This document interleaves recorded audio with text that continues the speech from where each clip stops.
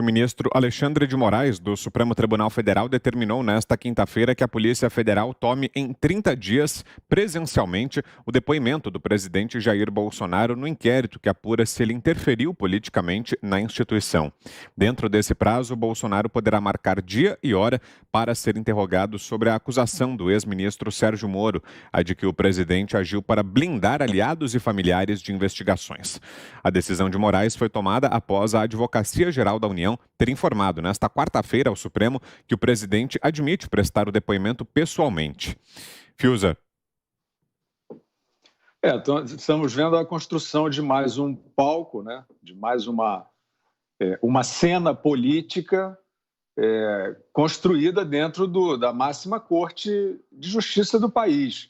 Olha, cada ato desse, né, cada coreografia dessa, está sendo percebida pela sociedade. Não existe mais essa ideia de que será que a justiça, mas é a justiça, né? São os homens lá que têm né, estão investidos da autoridade de julgar. Esses ministros atuais do STF, eles estão colocando a perder essa reputação da justiça brasileira. A sociedade começa a perceber que não pode confiar na justiça. E isso é o início do desmanche do que a gente está acostumado a chamar de democracia. Esse caso, essa tese de que o presidente interferiu na Polícia Federal, o responsável por essa novela, por essa construção, chama-se Sérgio Moro. O ex-juiz aqui no Brasil muito deve, em termos aí do seu trabalho na Operação Lava Jato, trabalho curioso, histórico. Ele foi aconselhado a fazer um movimento histriônico dentro do governo, dentro de uma pandemia, num momento dramático para o país. Ele preparou uma saída pirotécnica. Sobre isso eu não tenho mais nenhuma dúvida, né? A investigação tem que seguir, a gente tem que chegar até o fim, mas a maneira como foi feita não é típica de alguém que agiu com espírito público e austeridade no meio de uma grande crise. O Sérgio Moro convocou uma coletiva dentro do ministério, ainda dentro do cargo de ministro, antes de avisar formalmente e consumar o seu desligamento, para fazer ataques ao governo. O Sérgio Moro fez um espetáculo. E quanto a isso, não há dúvida alguma.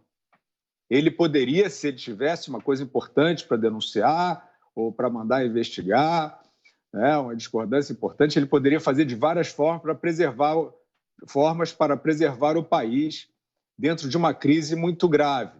Mas não, ele agiu de forma espetaculosa. Ele agiu para abalroar o governo. Ele contou uma história de que o presidente da República interferia na Polícia Federal, o que, vindo do Sérgio Moro, que até então merecia a confiança da população e era identificado o maior símbolo do combate à corrupção, equivalia a dizer que o presidente agia ou acobertando ou complacente com a corrupção, ou contra a investigação de corrupção. Aquilo foi um ato que parecia suficiente para derrubar o governo. Não foi suficiente para derrubar o governo porque não colou. E não colou porque a tese do Sérgio Moro, até aqui, não tinha nada dentro. Tinha nada dentro. Quer dizer, essa ideia de que o presidente agiu, operou para embargar, constranger a Polícia Federal, ela nunca apareceu em lugar nenhum. O que apareceu foram discussões internas sobre ocupantes aí de cargos da Polícia Federal, superintendências de Polícia Federal, nada além disso. Então, o Sérgio Moro é o responsável por essa crise. E o Supremo Tribunal Federal aproveitou esse espetáculo do Sérgio Moro para fazer política contra o governo, contra o presidente. Tanto que o ex-ministro Celso de Mello, autorizou a divulgação para as televisões, né? Enfim, mandou dar publicidade a uma reunião secreta, que até hoje nós perguntamos aos digníssimos ministros do STF, qual foi a serventia de dar publicidade àquela reunião? Os juízes não são os senhores? Os senhores não tinham os elementos suficientes para julgar, a partir daquele material de vídeo, se o presidente havia cometido algum ato que pudesse considerar um delito, ou um abuso de autoridade, ou interferência da Polícia Federal? Por que aquilo foi divulgado? Aquilo foi uma tentativa de dar mais combustível a esse espetáculo que eu acabei de descrever, que foi criado pelo Sérgio Moro. Então, agora nós temos mais um capítulo disso. É levar o presidente para depor e será pessoalmente na tentativa de colocá-lo numa posição de suspeito. Se fosse outra coisa, se houvesse mais consistência, já teria que ter aparecido no processo. Os indícios não estão aí. Estamos seguindo, de fato, um movimento que parece ser um movimento plástico e não jurídico, e esse é mais um ato que, volto a dizer, está desacreditando a justiça brasileira. Isso não vai ser assimilado a custo zero, isso está desgastando, né, queimando a reputação da justiça, e até aqui o presidente da República, que é o alvo, ele está capitalizando isso, porque a população percebe que não há consistência e passa a acreditar mais e mais, ou seja, é um mise-en-scène que não é muito bem feito se alguém aí pensou em sabotagem. Zé. Olha, esse processo errado do início ao fim, né? No final, o que pegou mesmo foi essa história de depoimento presencial ou por escrito. Já existiu, inclusive, um precedente. Michel Temer prestou depoimento por escrito. As perguntas foram dirigidas a ele por escrito, ele respondeu a todas, né? E pronto. Mas eu devo lembrar que antes um presidente da República não poderia responder inquérito ou ser investigado sem autorização do Congresso Nacional. Veja bem, um presidente da República, ele não responde por atos anteriores ao mandato. Então, todas as investigações ou crimes que tenham acontecido antes do mandato do presidente da República, eles ficam congelados. Serão retomados depois do exercício, né, do cargo que ele ocupa. Mas durante a gestão, o que acontecer, ele se torna responsável. Só que a Constituição coloca claramente que é preciso autorização do Congresso Nacional.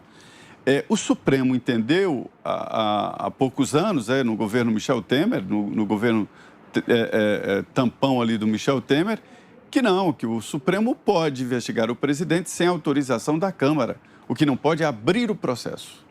Veja que meandro ali. Quer dizer, para que investigar se não pode abrir o processo?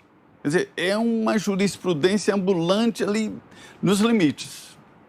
Tá certo. Definiu ali que o presidente pode ser investigado sem autorização do Congresso, mas não pode ser processado. Tá bom. Michel Temer, então, respondeu ao processo por escrito. E agora, com o presidente Jair Bolsonaro, o Supremo, o ministro Celso de Mello, que era o relator, queria que fosse um depoimento presencial. Existe diferença de investigação? Existe sim. É melhor presencial. O investigador, olho no olho, ver ali as piscadas, os suores e tal, tudo isso faz diferença. Só que se trata, senhores, de uma instituição, a Presidência da República. E a Constituição protege o presidente da República não como um direito individual do presidente de plantão, mas é uma garantia para a sociedade, a instituição Presidência da República. É claro, é muito claro que o Constituinte original lá de 86, 87, que terminou na Constituição de 88, queria essa proteção. É clara a Constituição. Pois bem, então assim, o Supremo vai investigar o presidente sem autorização do Congresso por uma coisa boba. O presidente não interferiu na Polícia Federal. Se alguém interferiu na Polícia Federal, foi o então ministro da Justiça, Sérgio Moro. Naquela reunião ministerial ficou muito claro que o presidente Jair Bolsonaro mostrava que não conseguia nem trocar o superintendente da Polícia Federal, porque o Sérgio Moro barrava. Ele tentou trocar lá no Rio de Janeiro. Mas veja bem, quem pode mais, pode menos. Se o presidente pode nomear o ministro da Justiça, se o presidente pode nomear o diretor-geral da Polícia Federal, pode muito bem nomear superintendentes. São cargos de confiança do Executivo. O processo, o inquérito do delegado, não. Nem o presidente, nem o ministro da Justiça, nem o diretor da Polícia Federal pode interferir. A situação é tão complexa, a gente está acostumado a acompanhar isso aqui, que um delegado que tenha um inquérito aqui, que o delegado preside o inquérito. Se ele tem um inquérito, o vizinho do lado aqui na mesa de trabalho dele, outro delegado, não pode, não deve interferir. É uma função dele, isso porque para dar esta estabilidade ao investigador, para dar estabilidade a uma polícia de Estado, não é polícia de governo, é uma polícia de Estado.